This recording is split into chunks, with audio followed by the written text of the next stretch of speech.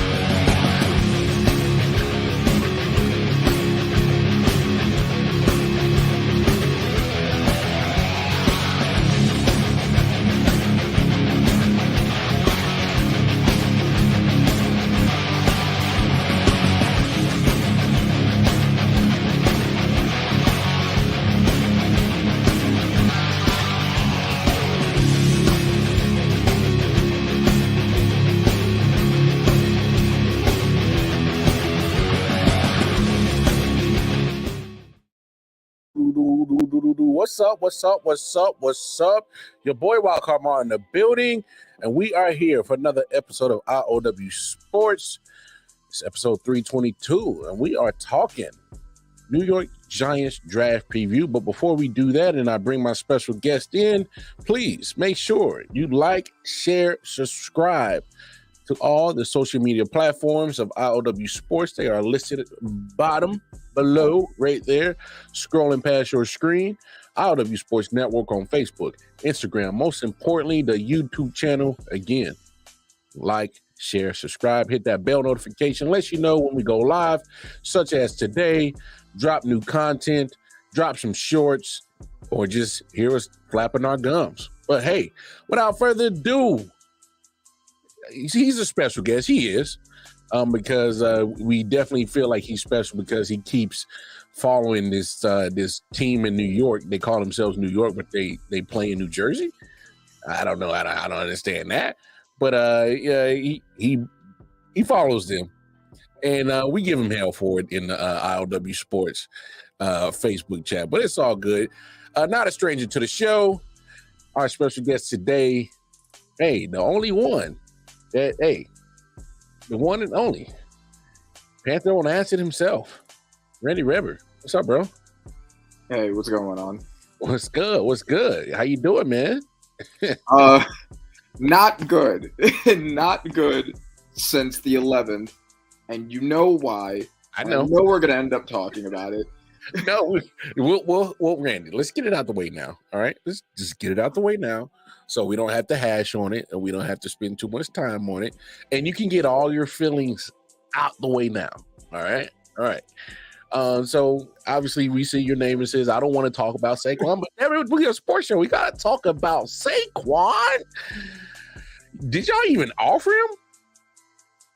I don't know if they even offered him a deal. I think at that point, because there were rumors before free agency hit that they had been in negotiations. They had like what was called a handshake agreement, whatever that means. They had been in talks. I think they did want to keep Saquon, but they really didn't want to give him the guaranteed money that he was asking for. And apparently the Eagles had been in talks with him, not his agent, before free agency started. So there are now claims of tampering because that is illegal under the NFL tampering rules. Which is so odd. All you had to do was wait a couple of days. Yeah, and just talk to his agent. I don't know. But they did that to make sure they got the deal done because there were a lot of teams that were apparently looking at him. The Ravens, Bears, Texans, Chargers, they were all looking at him too. So I think they were trying to had a market. Saquon had a market. So let's dispel the rumors right there. I think although the whole, running backs not having a market, getting lowballed, and overall that might be true, but for Saquon, he had a market. And if you ask me, I think all 32 teams would have loved to put a play in to get Saquon's talent, to acquire his talent, and that is, regardless of the injury history, the so quote unquote he can't finish seasons, backlash, I guess, moniker that's put on his name. You would love to have a talent of his caliber. He's still an elite running back, and the good thing about Saquon is 26, mid 20s, you still got at least 4 or 5 good prime years left on his tread of tire. So I mean, I if there's one running back for sure that had a market, it was definitely him. Now I'll say this, Randy, I'm shocked that y'all let him go to the division rival. So everyone is at fault for what happened. Everyone. The Giants are at fault. The Eagles are at fault for tampering, and Saquon is at fault for going to a division rival. Well, hold on, Randy. We can't blame Saquon. Oh, yes, we can. No. I know you're a Giants fan, but here's the deal: when you are playing this sport, you have to get your bread, no matter where it comes from. Sure, but like you just talked about, there were so many teams that were offering him deals, and regardless of what reason we can think, because there were a lot of reasons floating around why he signed where he signed or why he was looking to sign somewhere else, right? If you're looking for money, the Ravens also had money. Mm-hmm. The Bears were throwing money around when they got Keenan Allen, they got DeAndre Swift. Like the Bears have been throwing money around. They would have gladly wanted to pair Caleb Williams with Saquon. If you're looking for a good O-line, well, the Ravens have a better O-line than the Eagles are gonna have now that Kelsey's retired. So you have that. If you're looking for a team that can get a chip, the Ravens got closer last season than the Eagles did. So we don't really know why that was the specific team that he chose. That maybe there was some element of spite there. Maybe just because they reached out first because they were tampering. But I even heard the Texans made a play, and I thought the Texans actually made a good option for him to go there to pair him up with CJ Stroud. And obviously you saw the Texans were definitely in the running back market. They let Singletary go. They trade for Mixon, and then they end up signing him for less. So, the Texans would have been a good choice too. And they're a team that's up on the rise. They just got Danielle Hunter, so they're probably going to be really good this coming season if you're looking for a team to win with. They have Laramie Tunsil in the O-line. So, that would have been a good choice too. Yeah, you're just not happy that he went to. No, I'm not happy, and I have not stopped drinking. Hey, Tiki Barber voiced his displeasure. And then him and Ryan Clark had their little spat after the situation about the "you're dead to me" comments, and so here's my take on that situation. I don't think Tiki Barber meant it in any kind of malice type of way, because when you say "oh, you're dead to me," comments, I think you say it tongue in cheek. Whereas, like, just because, like in your case, I mean, he was a Giant. I mean, Tiki Barber played his majority of his, 90% of his NFL career in a Giants uniform. Mm-hmm. So he understands, oh, I mean, you going to Philly? What? And I think he meant it tongue in cheek. I don't think he meant it as malice, like, oh my God, Saquon, you're so trash, you're crap as a human being. And, I don't think he meant it that way. And I know it's not right. But maybe Tiki didn't. I mean, like, I get it. Tiki is not the poster child of loyalty himself, and Saquon did point that out. Yeah, that's true. But that being said, I echo Tiki's feelings. Like, it's one thing to talk trash about your team when you leave. It's another thing to join the anime, and that's what he did. He joined the anime. He had a big market of teams that would have loved to sign him, who could have offered him comparable deals, and he signed there. And he made his choice. And all Giants fans have made their choice to keep his jersey as a doormat, and that's just what happened. Yeah. I mean that, and look, that's part of sports too. Obviously, you hate to see players that's on your team, return them to your team, and then they end up on the division. Right? Hey, I still have bad memories of Neil Smith for all the years of my childhood of being a Kansas City Chief, and then he goes off and wins 2 Super Bowls with Denver. It happens, but I mean, but hey, Flo got a good question. I think you probably would have hated it more if he went to the Cowboys. That's a good question. My immediate answer is I probably hate this more slightly because I think the Eagles have a chance of doing more with him than the Cowboys. I hear you. Yeah, but I would have hated them both a lot. Both would have made me drink. Hey, you wouldn't even care if you went to Washington. You'd be like, yeah. It's like, all right, have fun. You're gonna get just as many tackles for loss as you did here. You'd be like, oh yeah, you went to Washington? Yeah, like, come on. You're like, like you got your money, bro. Yeah. Hey, Bones is foolish, bro.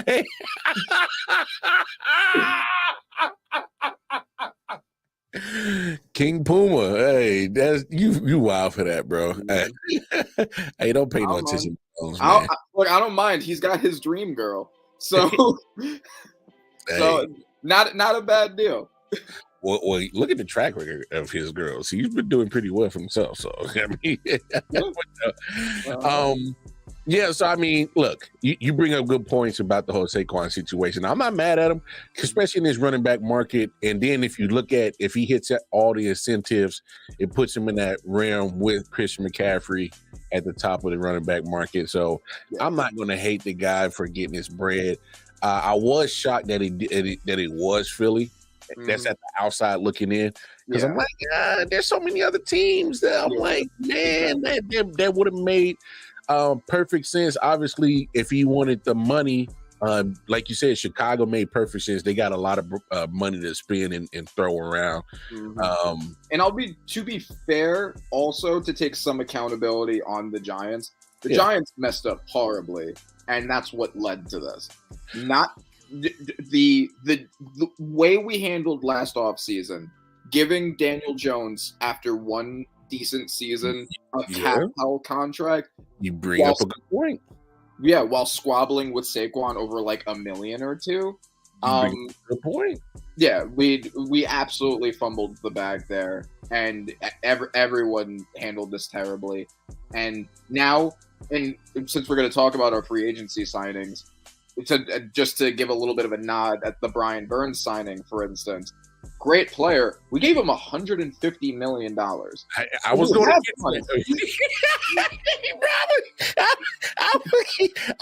see, I like the way you segue into that, because I mean, when you talk about the Daniel Jones contract, first of all, and you've been on the show numerous times, and we've had the conversations, and how do you not give Saquon that money, and you give it to Daniel Jones, and then you see what you got?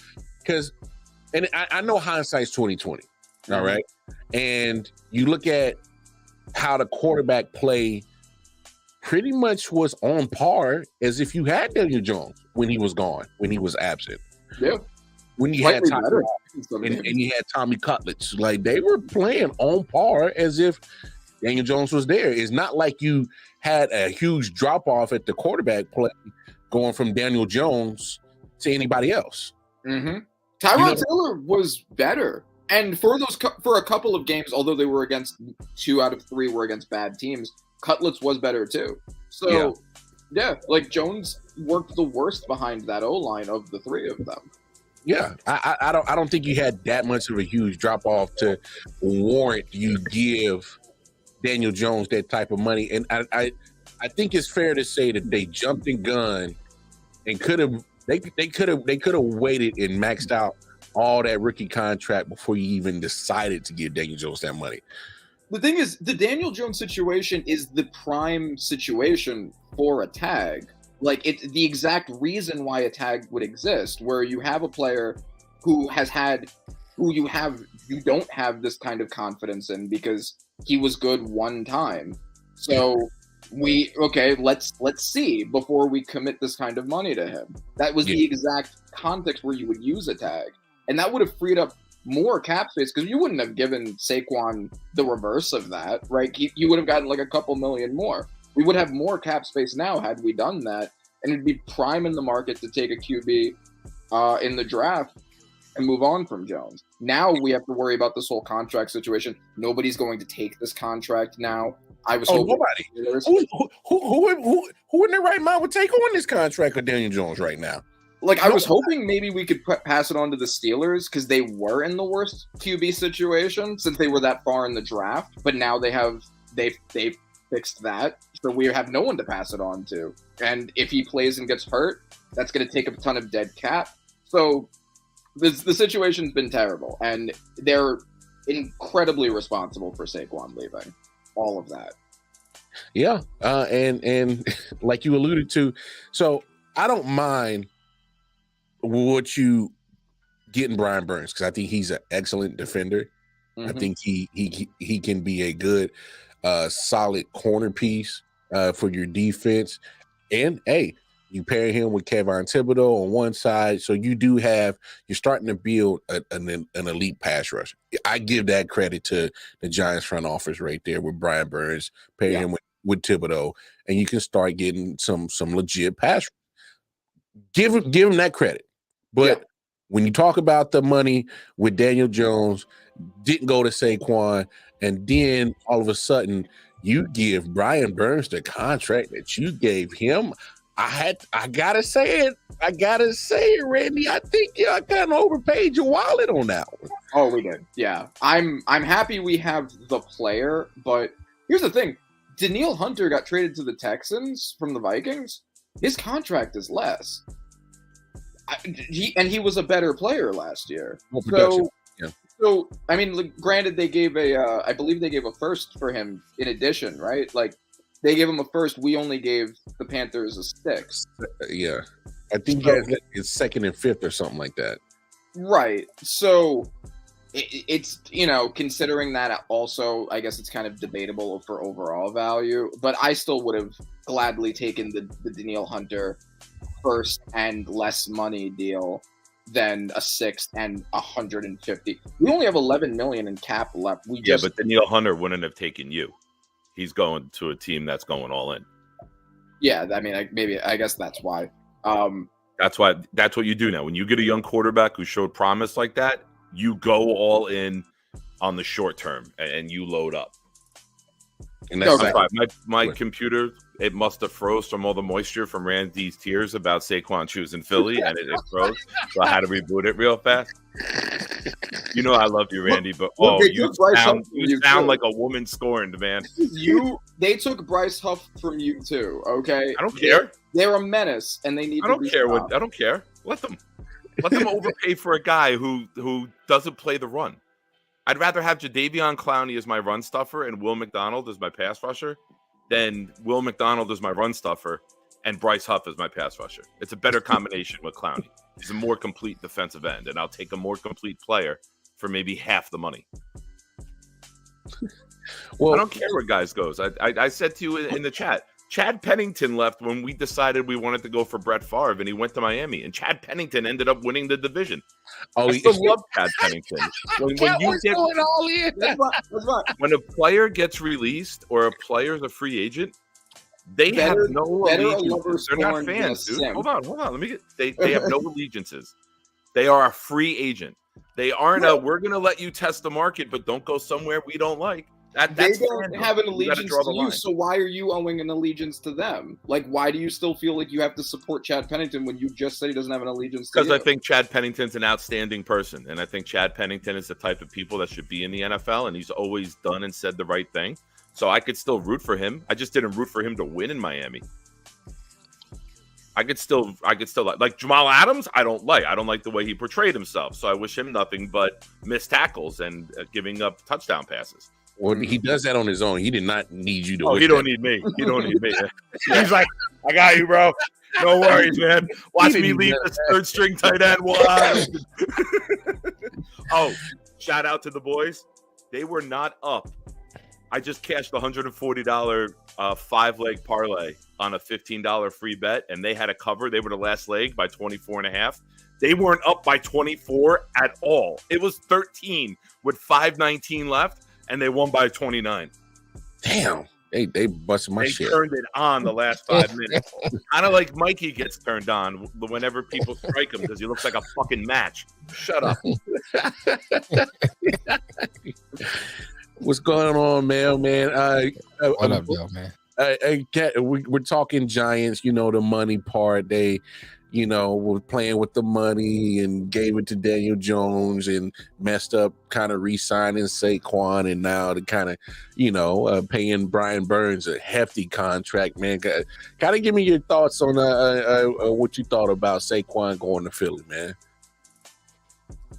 I went off, so I think it's you now.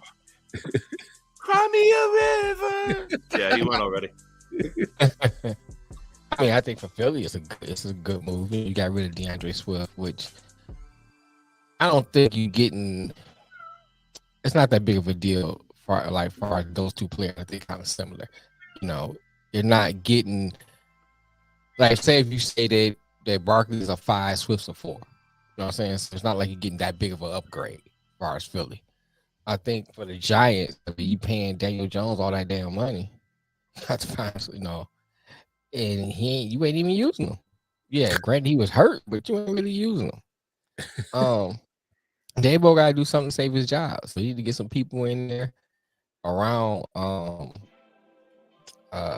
Daniel Dimes to kind of get his offense moving. We can't call this guy Daniel Dimes on our show. I'm sorry. That's the only name that came to my head. Yeah, we can because he's only earning 10 cents on the dollar. Only name that came to my head, I gotta remember the name that came to my head. He's worth $4 million, getting paid $40 million, bro. That's why he's Danny Dimes. we are not calling that man Daniel Dimes on the show. So. Well, Daniel Jones. Yeah, there we go. Football player formerly known as Dimes. What's up, Bobby? Two of my best friends are Giants fans, and we have a 3-person chat, and the chat's going on now. And one of them lives in California, and he says, I'm not calling him Daniel.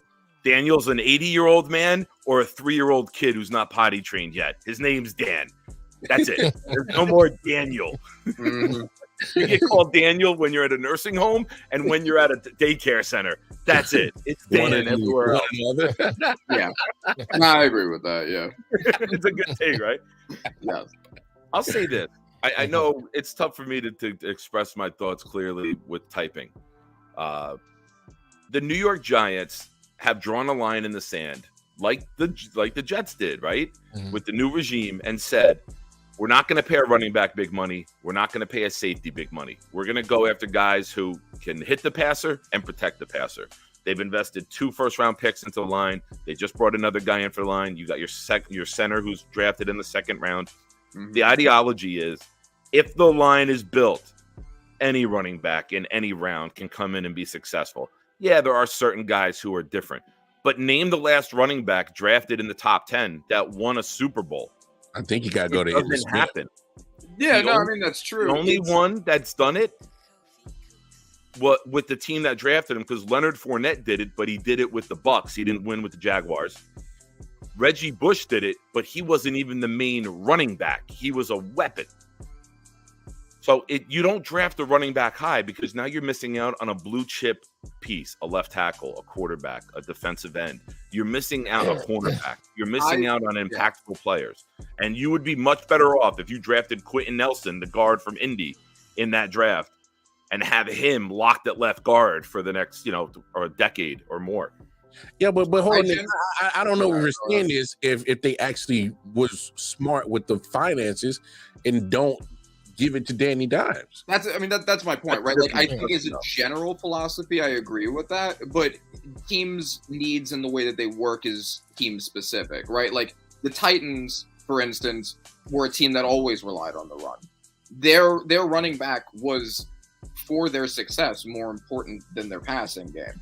Whether that was a long-term great strategy is debatable, but in their case, would you have paid Ryan Tannehill or paid his guards a lot in exchange for getting rid of Derrick Henry? Probably not, right? Because Derrick Henry's special, and the way their team works relies on that heavily.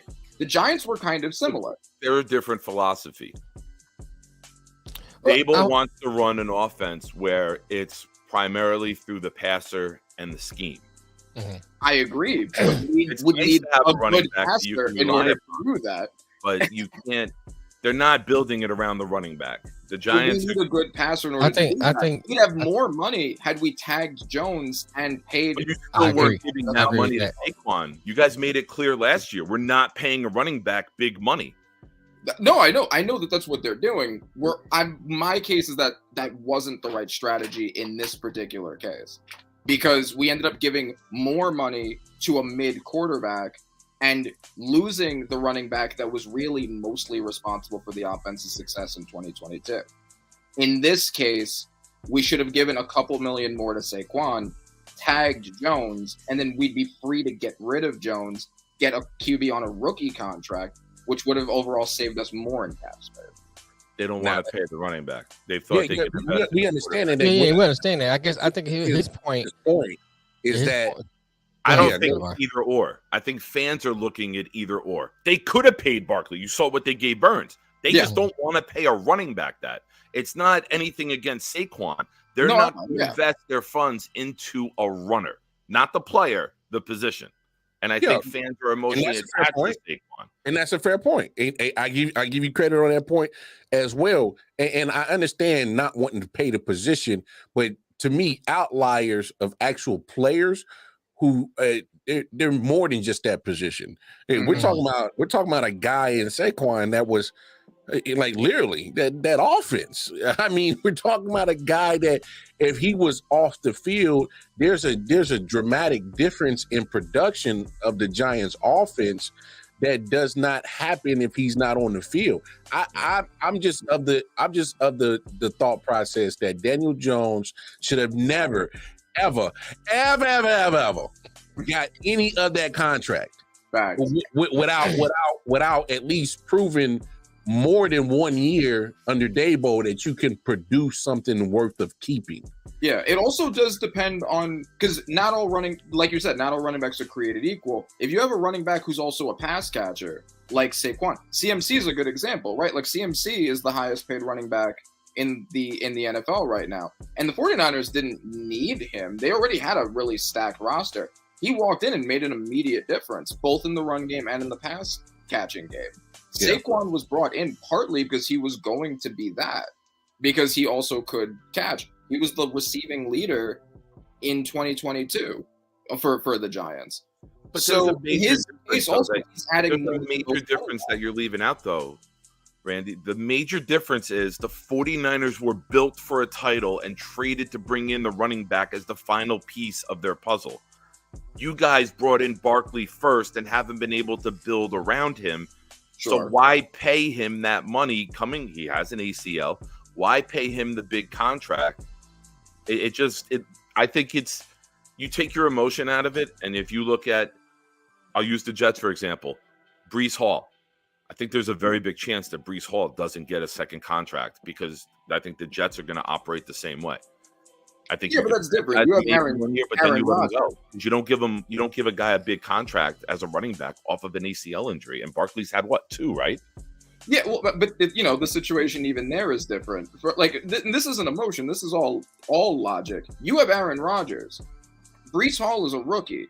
Breece Hall is replaceable in the way that Saquon isn't. And your passing game, assuming Rodgers doesn't cripple and turn into dust after 3 snaps again. Good. What the fuck does the group laugh about that for? We laugh about injuries on this show now? We laugh about injuries here. Only when it That's what we're concerns you, doing. sir. Only We when all it's about united you. when the tragedy strikes and other places. But when we Only talk about tragedies when here, it concerns you. group laughter. Has you attached to it, I'm gonna laugh. Sensitive about the feelings of players all of a sudden. I keep trying to put comments up because it's a habit. But the bottom line, the Marshawn Lynch comment, he wasn't close because he was drafted by Buffalo. He's also won it with a different team. You don't win it when you draft the running back early. He won it in Seattle. He started his career with the Bills, Flo. I think Emmitt Smith is the closest one that I know you brought up Reggie Bush, but Emmitt Smith, because I know he was a first rounder and drafted by the Cowboys, actually won. Shout out to MJ. MJ had successful reconstructive surgery the other day on Tuesday, man. So yes, your wife did text me. She did let me know that you were good. Glad to see that you're up and about, man. So, it's we understand the running back market, and I'm just, you both make valid points, all right. And when it comes to, you don't pay the position, you can build somewhere else. It's just I'm kind of with Randy when it's like, damn, you look at this Brian Burns contract. I'm like, man, damn, man, like, because now you're looking at the Giants' offense and where the hell are y'all headed? Yeah, like if we were going to pay somebody that money, the D-line was not really the place that needed it the most. It's probably if any element of the team is considered strong, the D-line probably would have been. We already had Dex and Kayvon on it. I would have preferred to use that money on a receiver. I'm not sure who we could have gotten because, Evans and Pittman re-signed. T. Higgins might be the choice now, or would have been the choice if we had that money, since he wants to get traded off the Bengals. Yeah. I'm happy that we have Brian Burns. I think we could have handled the money of that better. I don't think we had to pay that much, and if he needed that much, I think that money could have been even better spent elsewhere. My favorite free agency move has been Illuminor on the O-line so far. Very underrated move. Mm-hmm. He doesn't give up pressures. He doesn't give up sacks. That's what you need, especially if you're going to go get a rookie quarterback. That's a good move. Yeah, and now we can fire Evan Neal out of a cannon because we don't need it. Damn. Oh, man. That's wild. Hey, man. Hey, be patient on Evan Neal. He might turn around eventually, man. Well, if he does, phenomenal. If he finds his Andrew Thomas and becomes good in his third season, that would be incredible. Maybe Shane Bowen can get that out of him. I mean, not Shane Bowen. Who's our new O-line coach? I'm blanking. We have a new O-line coach. If that guy can get Evan Neal to Andrew Thomas levels, that'd be great. But it's nice to have Illuminor so that we don't have to rely on that. Okay. But all right, so we got a draft coming up in April. You guys are picking 6. Mm-hmm. What are you hearing on the kind of the direction the Giants are kind of going at pick 6? I have heard. Joe Alt was the favorite for us before we started making O-line moves, and that's probably not the case anymore because why would you get Illuminor and then also get Joe Alt to use the first round pick on someone who may end up being a backup? That wouldn't really make sense. I hear a lot of JJ McCarthy, and I want to stop hearing that because that would be a huge reach. You're trading up the 4 to get him. Book it now. You heard it from me. You're trading up the 4 because you don't want anybody. They don't want anyone jumping them to get JJ McCarthy. They're jumping up. Trust me. The Giants are gonna. If they're going quarterback, they're jumping up. JJ McCarthy. They may jump up, or whoever they have, whether it's Penix, whether it's Knicks, whoever their QB4 is. They don't want. The rumors are, the Cardinals are gonna. The Cardinals are looking at Marvin Harrison. The Cardinals just put out that they are open for business. For they QB? know people want QB4.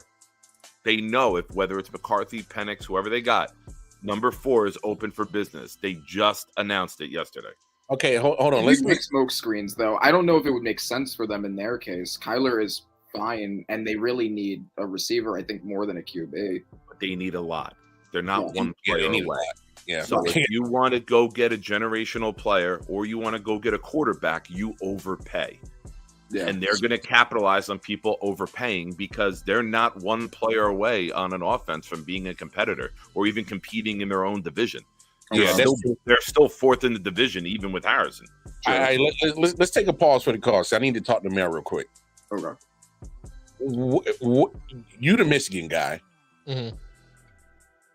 Help me understand this McCarthy in the first round talk, period. Because I don't think he's a first round talent. Yeah, I don't think he's a first round. I think J.J. McCarthy is a good piece if you can just let him sit. You know, if you look at when he was in Michigan, you know, his early years, he needed to sit before he came to what he is now. And I still think he has some flaws in his game. Sometimes he has that Josh Allen disease. He tried to make too many plays. Yeah, we saw it in players not there. Yeah. Right. You know, instead of just waiting, being patient, if you don't have it, throw it away or whatever. You know, he has those Josh, I call him Josh Allen tendencies. He has that.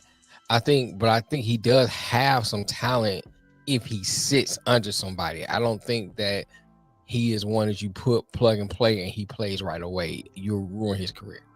Yeah, I've heard that too. He sounds a lot like the prototype of Jones from the profiles I've seen, where he is a deceptively athletic white guy whose running back has done more of the work than he has on his team, which is we already have someone who fits that mold. Right. I will say I do think that McCarthy is better than Daniel Jones. I'm sure. I mean, talented wise, the bar is not very. I just think that it's hard to really with what you say. It's hard to really quantify that statement because that's Michigan's MO is running first. So I'm saying, so that's what they do anyway. So whoever would have been the quarterback, that still would have been kind of that game plan. But having watched every Michigan game that they played, I just think that McCarthy has some flaws that he's not a plug and play right now. I think he has the ability to be a good quarterback in the NFL if he sits under someone good that can teach him and get some of those bad habits out of him. JJ's draft stock has moved around a lot. Like at first he was like an obvious round guy. Like nobody was talking about him in the first round. And then that all of a sudden kind of changed. Drake Mays was originally like the consensus QB2. Now it's moving around a lot. In dream world, perfect draft situation, we'd get Jaden Daniels. We'd somehow get him without giving up too much. I think that's incredibly unlikely at this point.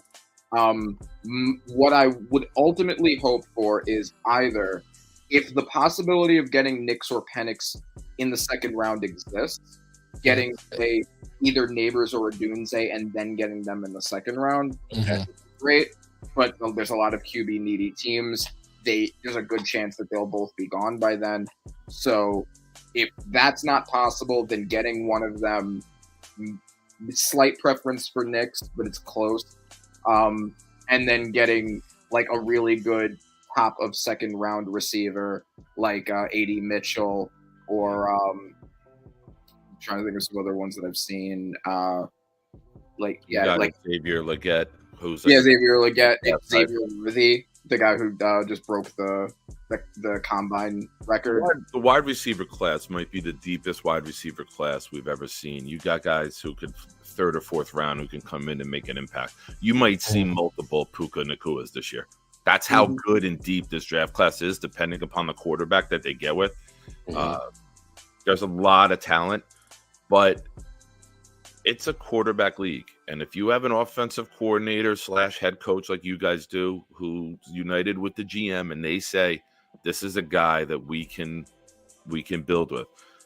Now, McCarthy wasn't asked to throw a lot at Michigan. It's not their style. Yeah. But the ball placement, the accuracy, the velocity, the ability to make the throw from the far side of the field, He's not the most athletic guy, but he's athletic enough to play a quarterback in the NFL in this day and era where he can do some running and movement and buy some time. Mm-hmm. But he's a throw-first kid from the pocket. And those are the traits that NFL teams look for. So I don't think that they're going to sit there and hope. No, I think they're going to have a deal in place. And if the Cardinals get a call from, say, Minnesota, Denver, the Vikings, and who's the other one? The Raiders. Yeah. If they're calling to move up, the Giants can be like, hey, we have 6. It's a better pick for you to come back to 6, and then we'll overpay a little more to jump. That's great. As a Jet fan at 10, I just want 4 quarterbacks to go in the top 10. Like a 4th quarterback in the top 9 makes it better for us. So I hope McCarthy goes. There's no way Daniels gets to you. I think Daniels should be QB1 because I can't take a guy who cries in his mom's arms in September and put him in a big market in NFL with that pressure and ask him to lead my franchise. Just like last year, I couldn't give the keys to my franchise to Bryce Young, a guy who's 5'11" and 3/4. I was adamant. You two know that up top. I was adamant about Bryce Young not being the guy last year. And this year, I'm adamant that Caleb Williams, the overhype on Caleb Williams, is going to crash and burn with this kid. I don't read a lot downfield. They run 4 verticals and they break off. It's almost like playing street ball. And then he buys time and finds the open guy. He's not a drop, read, and release quarterback. I think it's going to be a really, really rough time for him in the NFL, no matter who the weapons are. I don't know. You've probably watched more of Caleb Williams than I have. I started researching him for the purpose of the draft. I mean, there's some like off-field stuff that makes me a little concerned, I guess, but it's the overwhelming amount of like analysis all saying he's such an obvious QB1. He's in the Patrick Mahomes mold. I've seen film of him. I heard that about Zach Wilson though too, Randy. I heard Zach Wilson. A lot of people said Zach Wilson is very Patrick Mahomes-ish. We got to stop putting people's names attached to Patrick Mahomes. It's the first time we've ever seen a quarterback do what he does. Yeah, no, I know, and Patrick Mahomes also wasn't picked first overall. So I get what you're saying. I'd be happy to get Caleb Williams. I'm more interested in Jaden Daniels because he doesn't have any of those off-field concerns also. So I get what you're saying there, and I also think it would be more realistic in our position to possibly get him. But now that all 3 of the first teams have shipped off their QBs somewhere else, now there's basically no chance of that. So yeah, I'm looking at either Knicks and then like an A.D. Mitchell or Neighbors or Dunze, and then a Knicks or a Penix, depending on how likely it is that they'll still be available. I'm still shocked that you guys would even entertain going to quarterback. I mean that. So you the only reason why I say that is because you literally just gave Daniel this money, all that damn money, and you got it, and you're ready to move off of him. The only way it makes sense is if you are not eating a huge cap hit in guaranteed money. Well, that's the only thing that makes sense. Well, this is the reason why. That's interesting. It was basically a 1-year deal that looks like it's more. They could get out of it easier than a lot of people. They can get out of it after next year. And also, the main reason why is because there's also the injury clause in the contract. If he gets injured like he did 2 out of the last 3 seasons, we owe him a ton of dead cap. Like, he has to pass a physical in 2025, otherwise we owe him a ton of money. I don't think he should play a snap specifically because of that. And then next season we ship him off and get rid of him because after next season we're free to do that. Gotcha. Well, that's the good part about drafting the rookie is there's no pressure on him to start day 1, right? Well, there's no pressure, and there's not a huge money that you gotta give to the rookie. Yeah, this fascination that came in 2008 when Matt Ryan and Joe Flacco got drafted and played from day 1 and succeeded from day 1. And ever since then, it's like, if you're drafted in the first, you have to start right away. You're our savior. Here's the keys to the franchise. Mm-hmm. It doesn't, that's horrible to do to a lot of these young quarterbacks. Zach Wilson being one of them. Yeah. Like, if you have Daniel Jones, let Daniel Jones play. Mold, coach, develop. have your quarterbacks coach with McCarthy every rep, every play during practice. This is what we're looking for. This is what we're seeing. On this set, we're reading that linebacker. Is he stepping up? Is he dropping? Is he going wide? We're going to throw behind him. Have somebody in his ear on every single play and develop the kid instead of throwing these kids out there in a market like New York, where, Randy, you and I both know, if you make one play, they're calling for your head. They're booing you. They want you to all come in like Aaron Judge and hit 58 freaking home runs the day you start playing on a regular. Yeah. So the cool thing about having Jones, you play him until a kid is ready. If it's not McCarthy, I think you're going to end up with McCarthy one way or the other. Or we can have Locke play until he's ready, because at this that we won't have to worry about Jones getting injured. We'll still have somebody who's not a great quarterback, but someone who has some experience that a rookie can watch. Yeah, the Packers really figured it out. Like, we always talk about why the Packers had 2 Hall of Fame quarterbacks and then a quarterback who looks like he's going to end up being great all in a row. It's because they all keep Rodgers watched Favre and then Love watched Rodgers. Mm-hmm. So it works, and I think that would be the best way. Because people have always been like, there's, you know, in the Giants community, there's this huge fight over whether you should take a QB at all, because of this Jones contract. Like, well, we have to have Jones on the team now, or does it make sense, or does it make sense to wait? I think it makes sense to do that now, specifically for that reason. We don't know how deep the class is going to be next season. We also don't know where we're going to be in the draft next season. So we take a QB now, and then we have them sit behind Locke for a year. That it puts less pressure on him. Get him some reps in there without a ton of pressure on him to be the savior. That's fair. And you guys got the coaching that can do it. Yeah. I think that's what benefits you guys in this whole predicament with the quarterback situation is you got a coach in Daboll that can find a way. Because he's already shown that he's not that type of teacher of offense to say, hey, man, you got to fit my scheme. Right. He's already shown that, hey, I got you. I'm going to cater to what fits you, what makes you best, and let me get the best out of you, and we'll work on your flaws. Because, look, Josh Allen, obviously that's his pride and joy of what we've seen him work with.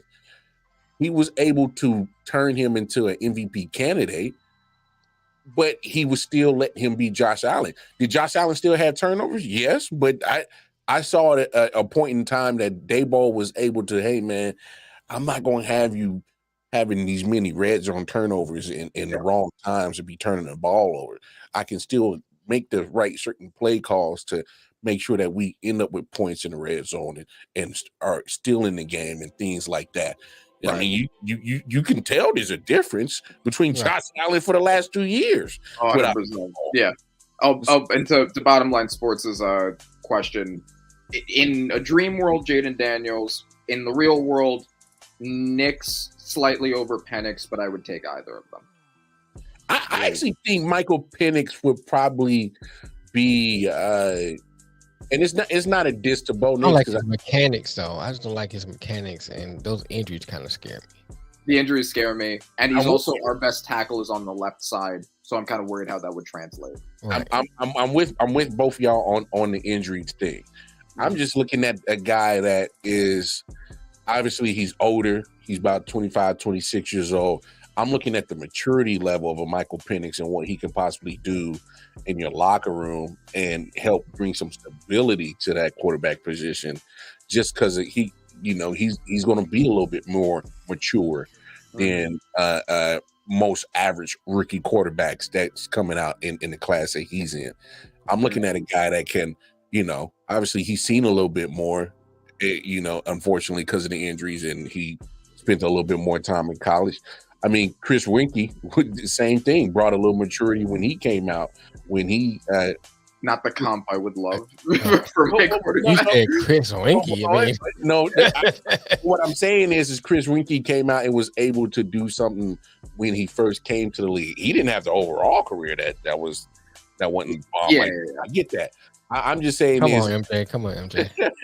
Stop it. Did they take something out during the surgery? And trust me, I get the comp on Chris Winkie. I'm not trying to compare them to the two totally different quarterbacks in the two different times of football that have been played. I'm just thinking that Michael Penix, especially with him, he's going to take care of the football. He's not going to be a guy that's going to be high turnover rate.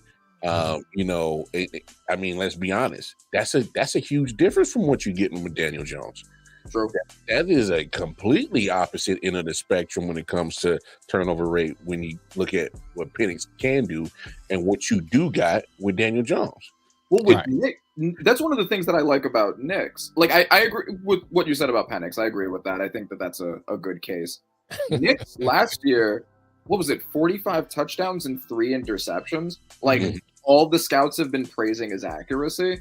That's why I like Nick slightly better, and also because he doesn't seem to have, to my knowledge, doesn't have the same injury history as. That's fair. And Bo Nix, who spent a little bit more extra time in college as well, is probably going to be the same age as Penix, probably about 24, 25 too. Yeah. So there's a maturity that you can get with Penix that Bo Nix can possibly bring the same thing. So, hey, I'm not mad at the take. You probably, because at that point you're splitting hairs between Bo Nix and Michael Penix. Right. I don't know, man. Bo Nix is Mayfield to me. Ooh, no, don't do that. Don't do Nix is Jacob. No, what did he do to you? Did he cost you some money in the gambling? No, don't disrespect. Watch what I tell you. You're gonna be Baker Mayfield. No, Baker Mayfield is like 5'8", and no, Bo Nix is actually a solid like 6'3", like can look over the line of scrimmage and so he Baker Mayfield on stilts. I'm just saying. Hold on, I want to hear your case. Why is he Baker Mayfield? It's just something about him reminds me of Baker Mayfield, the way he plays, his style. It just I just don't see him. I don't see when he gets to the NFL, he's gonna that play in college is gonna translate over to the NFL. I just don't see it. I just don't see it. Baker Mayfield's apparently a 3-year, $70 million QB now. So. Yeah, he's in Florida.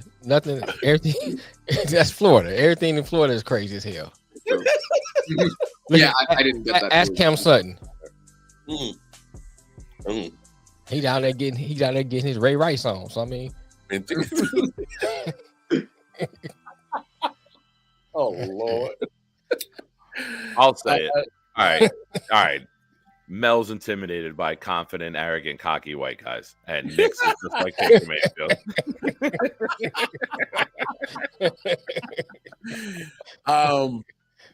Well, Randy kind of gave us his dream scenario, wanting Jayden Daniels at 6 and possible. Yeah, I saw that, MJ. Other different scenarios. Jump in here, Nick, on what you think is kind of the more track of what you think the Giants might do right there at 6. They got options, and they very well could be big players in the draft for this reason. Say somebody else trades up from Arizona. Say Minnesota gives the world and they go up to 4 to take the quarterback. And then the Chargers either take or move on and let someone else come up and get Harrison. Now the Giants are sitting there to control the draft at 6 with somebody who wants to get WR2, first offensive tackle. Somebody wanting to jump Atlanta possibly to get the best defensive player in the draft at 6.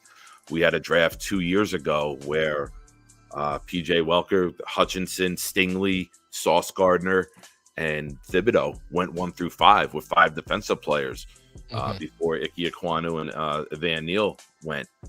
Now you're looking at it as the opposite, where the first 6 or more could all be offensive players. Like nobody's projecting a defensive player to go to Atlanta at 8. What if one of these teams is like, all right, 6 or 7 is the place where we could jump? The Giants could capitalize there, get some more draft capital in the second round, and the company that's hiring me is calling me. I'll be right back. Yeah, go ahead.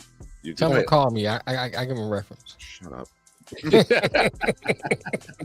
No, I think that makes a lot of sense right there to acquire a lot of draft capital, and then you can hit multiple positions of needs. Yeah. I think that does make a lot of sense. We're a team that has a lot of needs. That was another issue. Reason why I was nervous by the Brian Burns contract was we have a lot of things that cap could have covered. Not necessarily a great player like Burns, but a couple, like 3 good players could have all used that same contract, and we need that many players. So I think that could be a move, especially with such a deep. This is a very deep draft class. With a lot of really good players that would be wide receiver 1 or QB 1 that are now projected to go in the second round. So if we use that draft capital and go shopping throughout the draft, I would be happy with that too, depending on what they used it for. Yeah, right. Yeah. I think the Brian Burns move would have been good if you would have 1 or 2 pieces away. Yeah, exactly.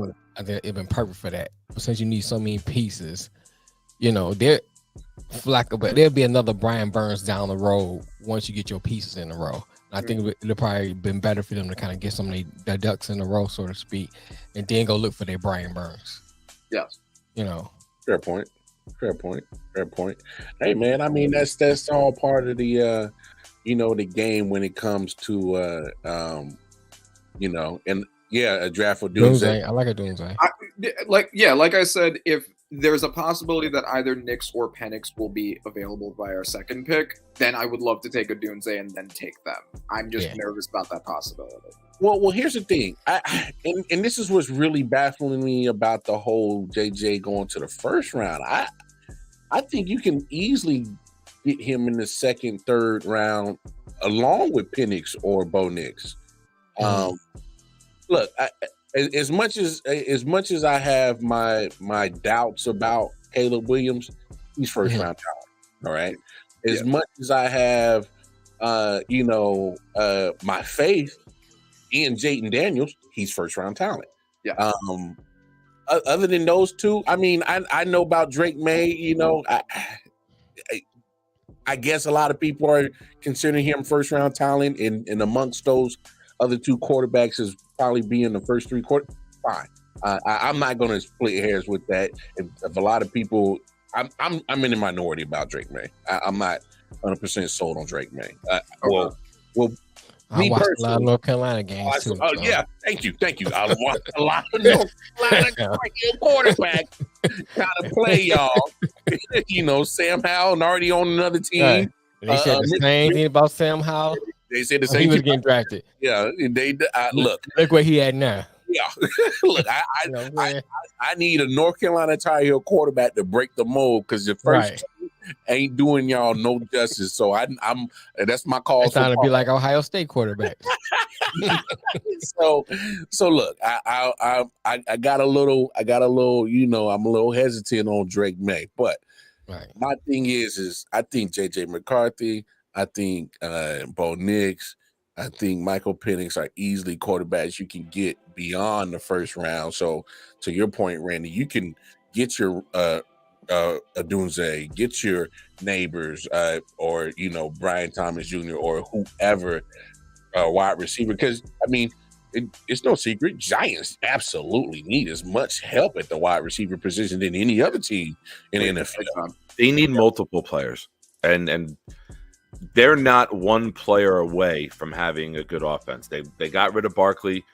Waller's debating retirement, said he'll let them know, right? Did that come through yet, Randy, or is that still pending? Still pending. Okay. No one at wide receiver on the Giants scares you. Shepard's always been a fill-in guy. Wan'Dale Robinson looks like a slot guy who can be good with other pieces around him. If you're staying, I think Wan'Dale could be a breakout this quarterback. Say again.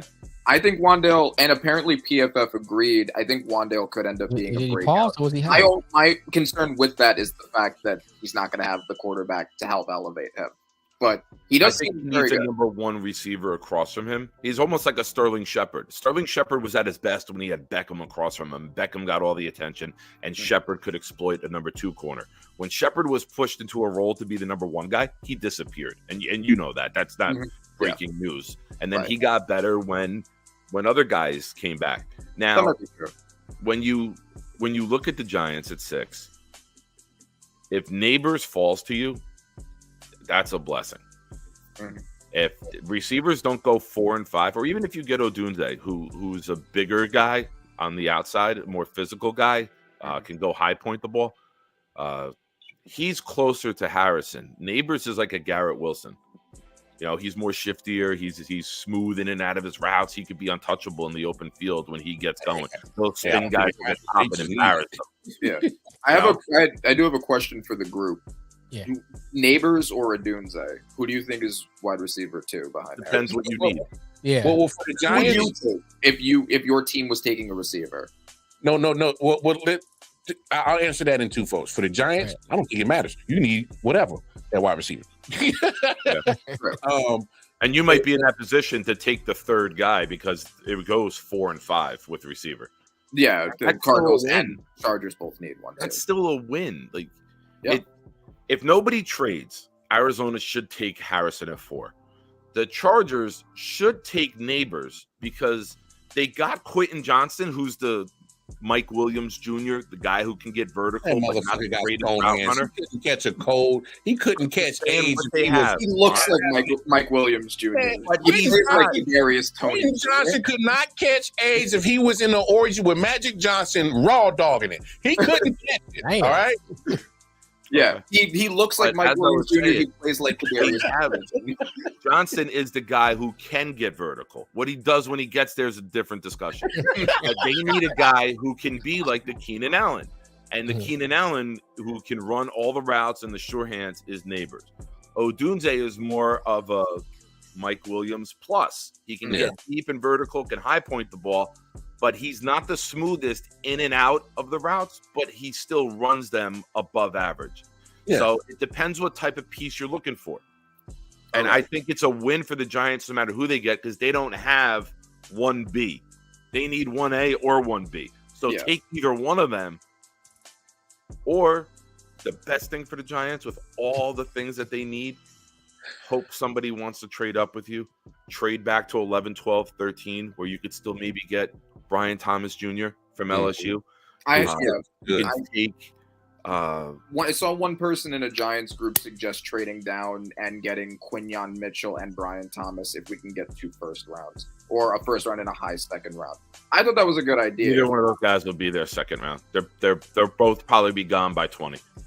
The suggestion was possibly for Brian Thomas, but yeah, you're probably. But if we theoretically could trade down and get like a Quinyon Mitchell and like a high receiver. If you get a second rounder, there's a lot. You could take the best player available if you get another second rounder, because now this draft is full of starters, immediate impact players in round 2 and 3. Like people are saying they've never seen before. Okay. So if you can trade back and load up on 2s and 3s, you're in a very good position to win this draft long term if you hit, because there are guys that they're saying are day one players at offensive line, at wide receiver, at cornerback. Edge is thin. After you get past like Chop Robinson, edge is thin, but you guys are good at edge. I guess draft's a maneuver. My question a little better. Neighbors, or not specifically for the Giants, but Neighbors or Odunze, which do you think is the better receiver? I think Neighbors is more explosive. I think Neighbors fits this generation of wide receiver better with the guys who are shifty, quick, can get in and out, get the ball, they can juke and jive and then get past you. Like the days of like an Anquan Bolden or an Andre Johnson are like dwindling because you want the shifty, speedy guy instead of the big wide receiver. Like you see guys like that falling. But to that point, Nick, to give your counterpoint to that, which I think you make a good point. I think Rome Odunze with his body style is going to be the physical Anquan Bolden that can give you 12, 13 years and still be productive in his 13th year. You know what I'm saying? And there's nothing wrong with your point. I'm just because that is the trend. All right, it's a copycat league, but I just think with Odunze, if you get 12, 13 years out of him, you're all going to be productive because his body style and is conducive to take on some hits that they don't allow you to even deliver in the NFL no more. His body is conducive to be physical at the wide receiver position like a Anquan Bolton. And people forget how physical Anquan Bolton was, but the dude played forever and was productive forever.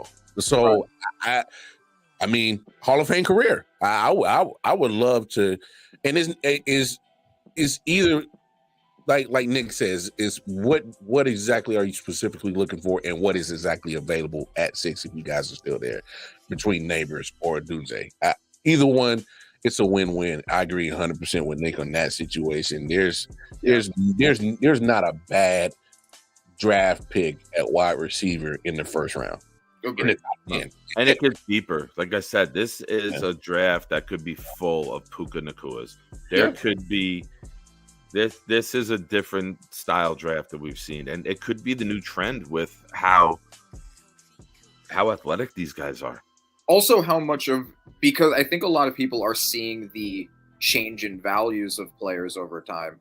I think a lot less players are going to want to train to be running backs because they are going to see themselves making less money and are going to become move to wide receiver. And I think you're going to see a lot more wide receivers. Oh, no doubt. That's a good point. I mean, when there's a position value and you see the trend of it.